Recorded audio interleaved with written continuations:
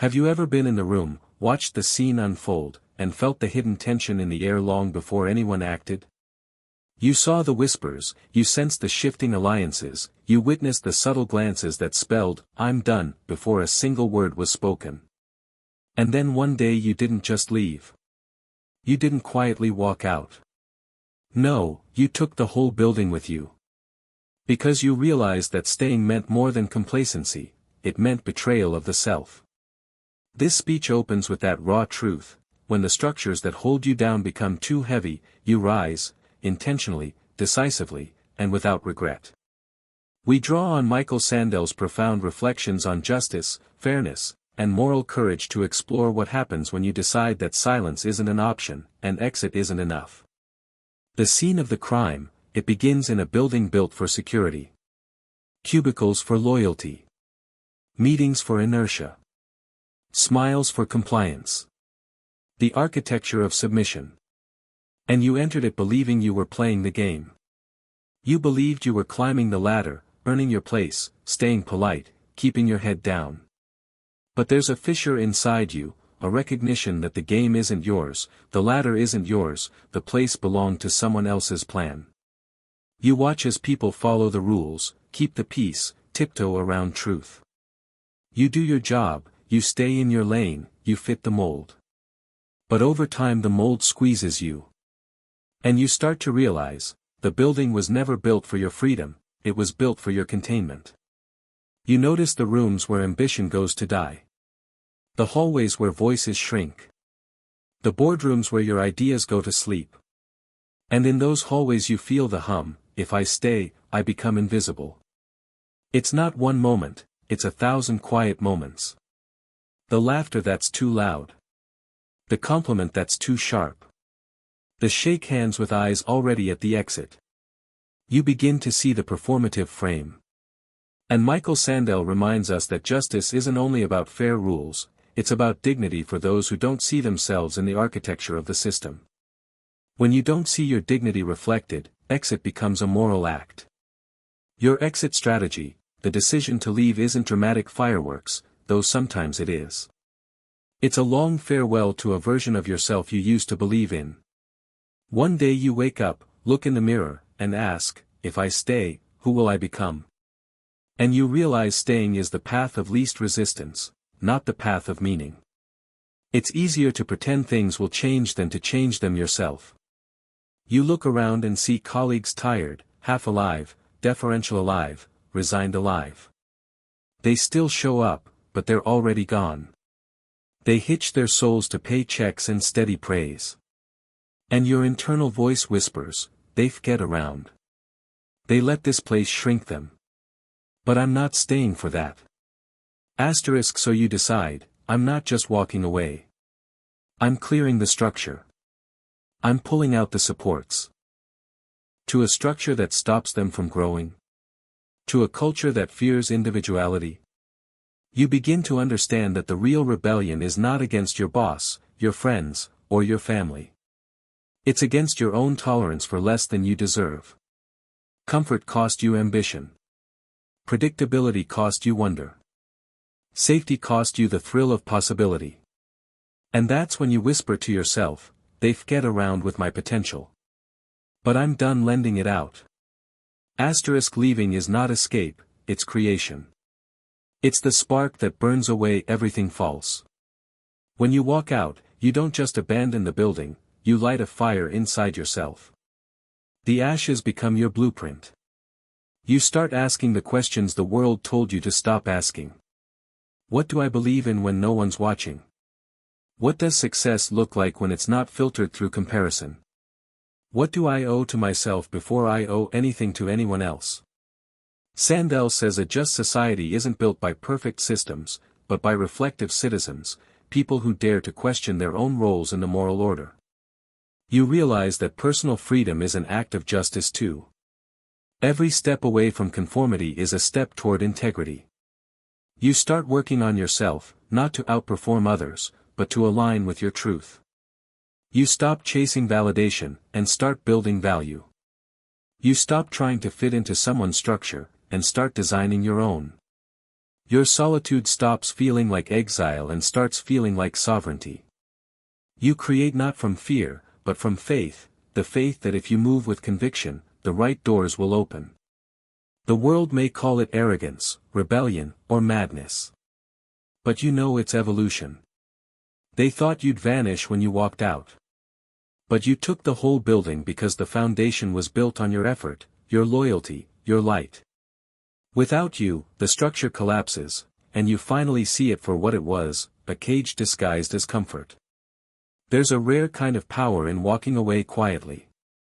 No slamming doors, no dramatic exits, just silence so profound that it echoes louder than any speech.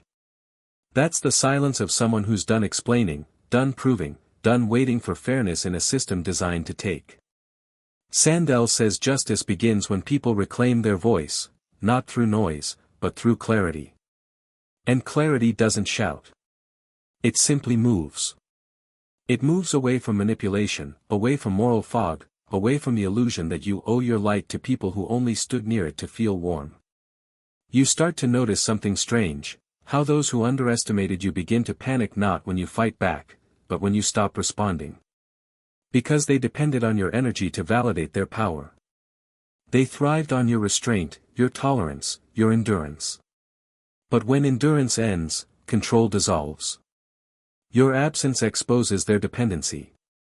That's the paradox Sandel often points to: the oppressed rarely realize how much the oppressor needs their cooperation. I'm leaving no ladder behind.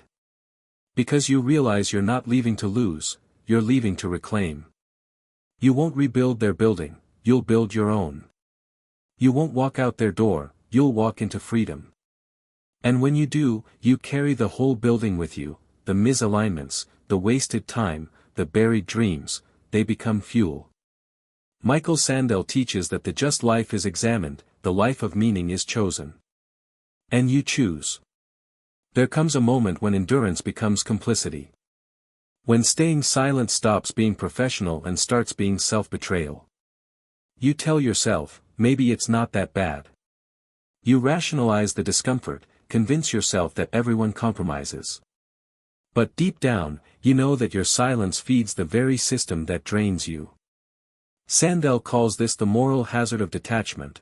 When good people withdraw from moral debate, they leave the public square to those who shout the loudest. You've seen it happen. In workplaces. In relationships. In entire societies. Those who care retreat, and those who manipulate advance. The cost of not rocking the boat is that the ship quietly sinks. That's when awareness hits like a hammer: if I keep pretending this is fine, I become part of what's wrong. That realization doesn't come with applause. It comes with shaking hands, late-night thoughts, and the slow courage to choose discomfort over decay. It's the understanding that your peace of mind is not worth the price of your integrity. Because when you trade truth for safety, you pay in authenticity. You begin to understand that rebellion doesn't always look like shouting. Sometimes it looks like standing up calmly in a meeting and saying, "No, I don't agree." Sometimes it's closing the laptop, signing the resignation, walking out quietly, but with moral thunder in your chest. Sandel reminds us that justice isn't abstract, it lives in the choices ordinary people make when the world tells them to look away. That's the moment you stop looking away. Comfort is seductive. It whispers, "You've made it. Don't risk what you have." It tempts you with routine, salary, familiarity. But Sandel warns that comfort without moral reflection is hollow. It lulls societies into mediocrity and individuals into quiet despair. You start to see comfort for what it is, not peace, but anesthesia. You realize the meetings that once made you nervous now bore you. The colleagues who once inspired you now drain you. The tasks that once challenged you now suffocate you. You've mastered the game, and that's the problem. The system rewards your obedience with predictability, but it punishes your curiosity with alienation. You think about what Sandel calls the tyranny of merit, the belief that success means you deserve everything you have, and failure means you deserve nothing. You've seen people internalize that lie. They believe their suffering is noble, their stagnation is proof of loyalty. But loyalty to what? The day you stop cooperating, the structure begins to crumble. That's when the silence speaks. You don't need revenge. You are the lesson. And in that silence, something sacred is born, dignity. You realize that dignity isn't about being treated well, it's about refusing to be treated otherwise. It's the quiet backbone of every moral awakening. It's what keeps you standing when everything else tries to fold you. And when people look at you now, they no longer see compliance.